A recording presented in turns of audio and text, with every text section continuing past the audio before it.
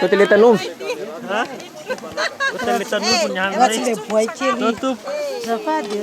Ary ahoana ny ambo mbo tsy maintsy misy maharaka hariva raha angorona mihoatra ny 12 sobika. Raha angorona mihoatra ny 12 sobika. Aika. Alefaso ny volary fa ery tsika mitady azy. 1000 francs ihany dia efa Izao mba azo tany tika. aiza. Io mba trondro. Ty veranga mba trondro rehefa trondro. Oa, izy ny nazo an'ity. Ty trondro kely ty mba azo. Tsy mahay manjondro zany nareo. Aiza. Tena trondro ve io? Io izy io. Izy ny nazo an'iny. Atsakany tanan'le nazo io. Ary hita ihany zany ny tena mahay manjondro sy tsy mahay manjondro Tanan'le amin'izy. nazo trondro.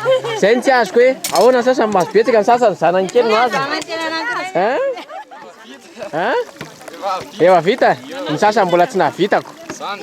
Sasany mbola tsy nahavitako. Mahazo tova efa avy teo ny alako. Vary eo ka afaka mbola manampika. Ndana mandeha mody dia rehefa tonga rehefa sasan-dalana miverina indray no maka vary mbola misy ambiny eo.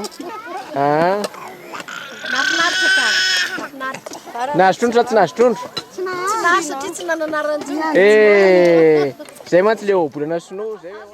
Raha vao mitabataba koa izy asa milefa le trondro. Asa tabataba. Mety efa lamiko fa bisaka ny azo teo. Firy ny azonao teo? Io. Vanisy zato. Tsy alan'ny trondro zany.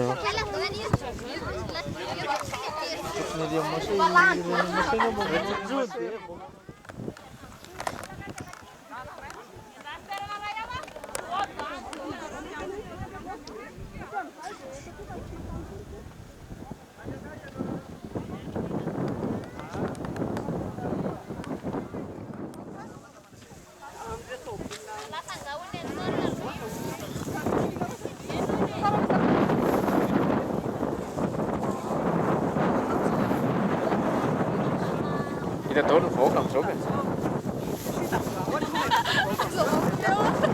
Azo difanenitsika, azo difanenitsika.